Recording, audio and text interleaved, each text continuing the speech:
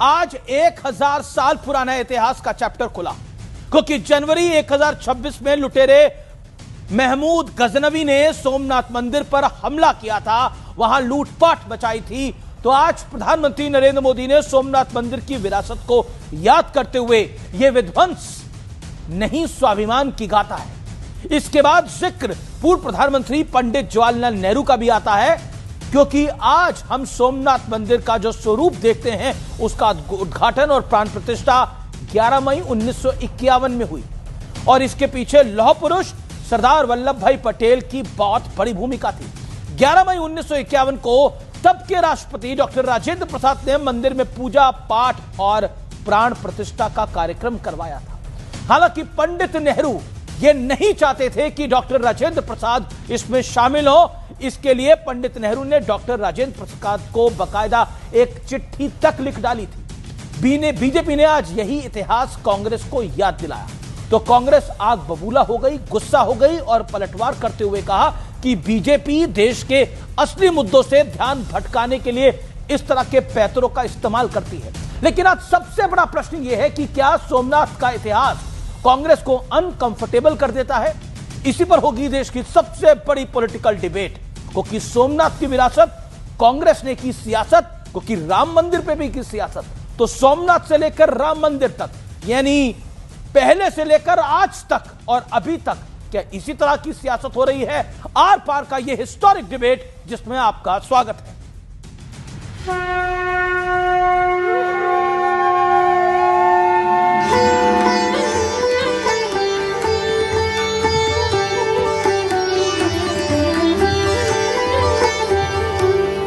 सनातन आस्था की भव्य विरासत यानी सोमनाथ मंदिर। लुटेरे महमूद गजनवी ने 1000 साल पहले साल 1026 में पहला हमला किया था, लेकिन यह हमला इकलौता नहीं था।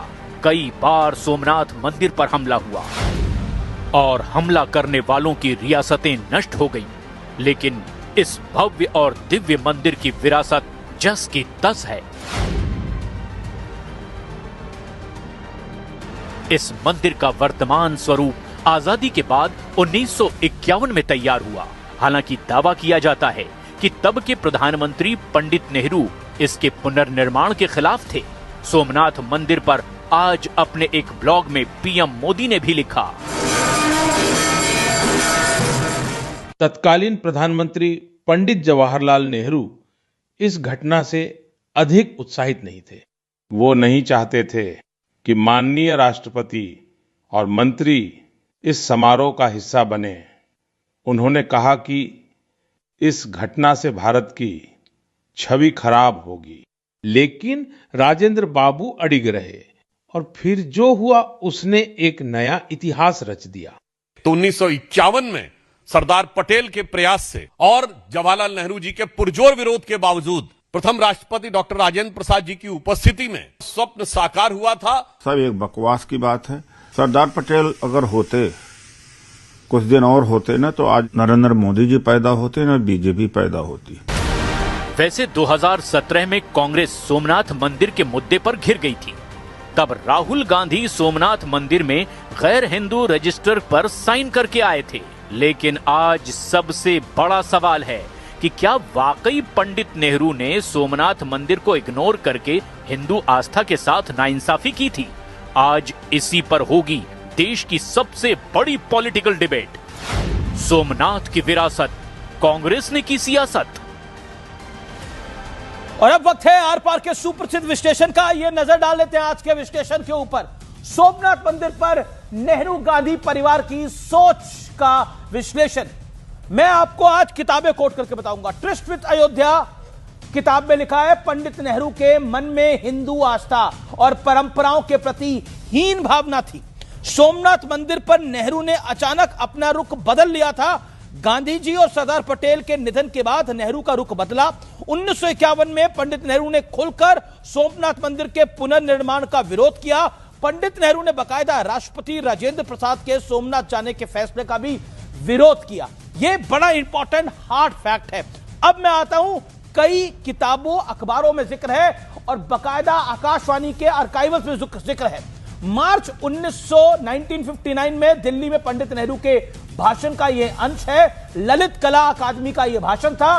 कुछ दक्षिण के मंदिर से मुझे उनकी सुंदरता के बावजूद घृणा होती है। मैं उन्हें बर्दाश्त नहीं कर सकता। मुझे क्यों, मुझे नहीं पता। यह AIR के आर्काइव से हमने लिया है और कई किताबों में, कई अखबारों में बाकायदा इसका जिक्र है। इसके बाद राहुल गांधी 2017 में सोमनाथ मंदिर गए, गैर हिंदू रजिस्टर पर साइन किया, यह बीजेपी कहती है, और नियम के मुताबिक बिना मंजूरी के कोई गैर हिंदू सोमनाथ जी के दर्शन नहीं कर सकता। कांग्रेस ने इसे बीजेपी की साजिश बताते हुए राहुल गांधी को यही वो मौका था जब जनेऊधारी हिंदू बताया था। I still remember Randeep Singh Surjewala did a big press conference, और जिसमें उसे जनेऊधारी हिंदू बताया गया था और दत्तात्रेय ब्राह्मण बताया गया था। अब बहुत बड़ा तथ्य यह है, inside story of Sardar Patel, ये मणिबेन पटेल के the diary of Maniben Patel.